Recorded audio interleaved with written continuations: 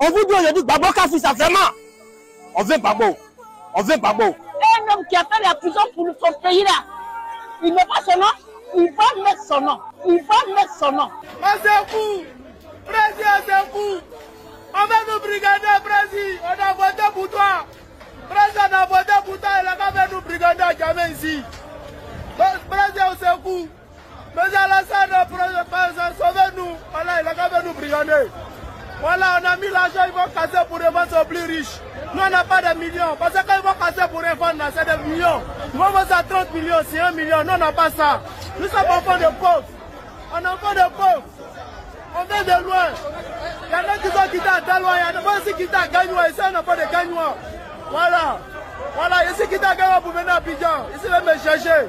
Aujourd'hui, voilà ça. Tous nos pieds sont en train de casser. Voilà, ils vont casser pour les gens qui sont plus riches. Attendons, on n'a pas de millions. Président, sauve-nous. Président, sauve-nous. Faut nous sauver. Monsieur Alassane Dramane qui m'écoute aujourd'hui, du président de la République au dernier des ministres, il faut que ça s'arrête. Vous cassez les maisons, pas de problème. Vous cassez les marchés, pas de problème. Mais ne détruisez pas les vies. Je ne vais pas m'adresser au maire de la commune de Yokouba-Togo ou à aucun autre maire. Mais je vais m'adresser à M. Alassane Ouattara, président de la République de Côte d'Ivoire. Vous êtes à votre 3e mandat. Vous sollicitez un 4e mandat auprès des Ivoiriens. Mais les Ivoiriens, ce n'est pas le plateau. Les Ivoiriens, ce n'est pas Makori Zone 4 ou Makori résidentiel. Ce n'est pas la Riviera. 80% de votre population est pauvre. C'est la réalité. Quel que soit le PIB que vous nous annoncez, 80% de votre population est pauvre. 80% de votre population est pauvre. C'est la réalité. Quel que soit le PIB que vous nous annoncez, 80% de votre population est pauvre. Crédit. Si tu prends crédit pour refuser crédit, moi d'Ivoirien, je mange quoi? Il faut répondre. Ivoirien, mon propre crédit dans crédit. Si tu prends crédit pour refuser crédit, moi d'Ivoirien, je mange quoi? Il faut répondre.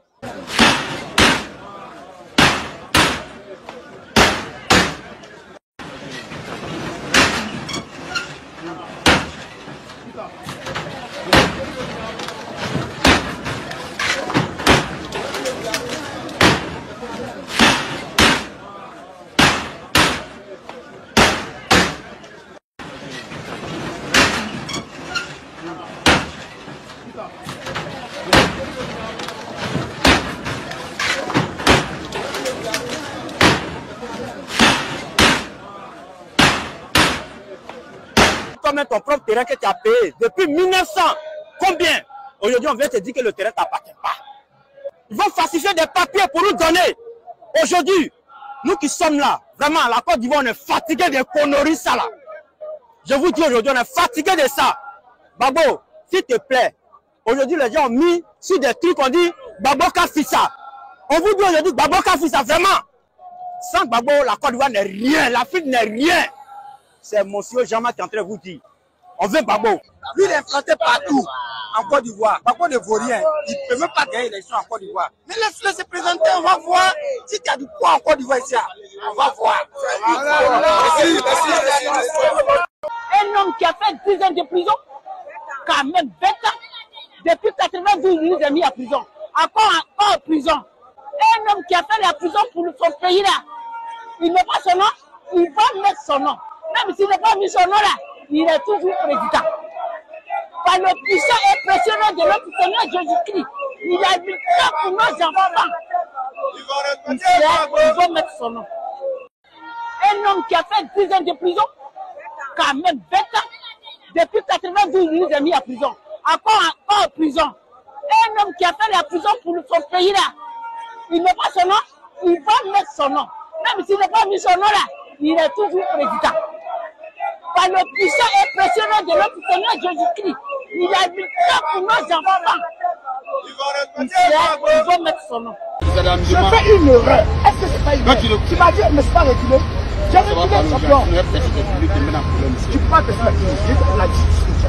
Si tu as pressé ta femme, tu sens non. Ce que tu dois faire là, c'est tout. Tu n'as pas le droit de presser mon ticket. Mais tu laisses la voiture ici. Convocation à ton nom là. Tu vas t'envoyer. Il t'a fait quoi?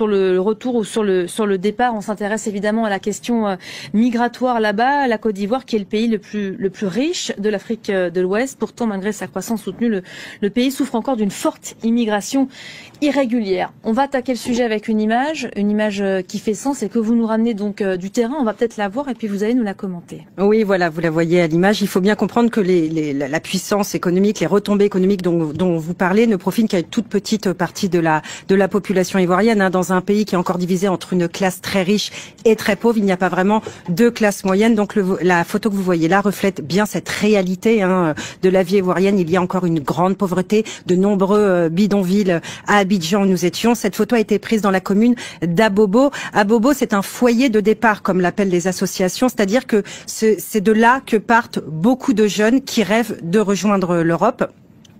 Comme vous vous en doutez en voyant cette image, les opportunités de grimper dans l'échelle sociale en Côte d'Ivoire sont encore assez rares, hein. Je rappelle que 80% de l'économie est encore informelle en Côte d'Ivoire et que le taux de chômage des jeunes oscille entre 25 et 30%. La famille que vous distinguez un petit peu à l'image, c'est la famille de Mariam, hein. Mariam, c'est la maman de 8 enfants. Sur ces 8 enfants, je voudrais juste signaler que 2 vont seulement à l'école, hein, pour vous montrer un peu la pauvreté dans ces communes. 2 vont à l'école parce qu'elle n'a pas les moyens de scolariser les autres, hein. L'école coûte une fortune pour ces familles qui rassemble à peine une 50aine d'euros par mois de salaire. Et pour en revenir au sujet des départs de manière irrégulière, Mariam, elle a perdu sa fille aînée. Sa fille aînée, elle s'appelle Zineb, elle a des...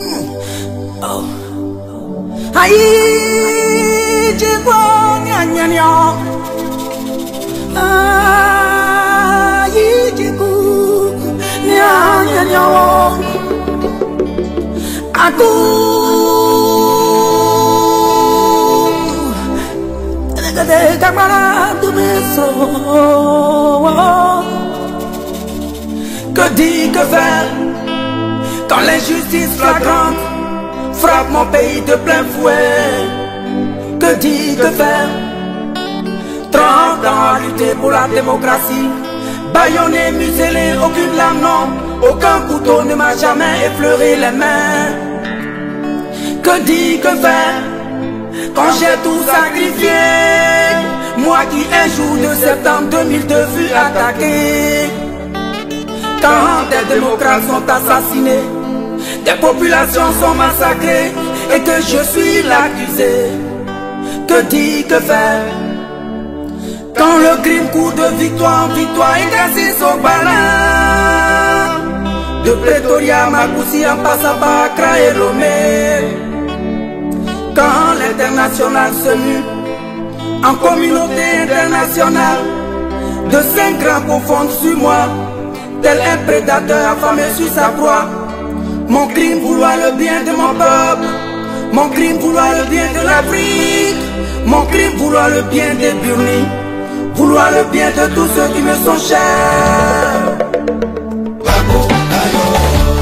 Ayo ae, babo ao oh. Béazin, en dernier lieu.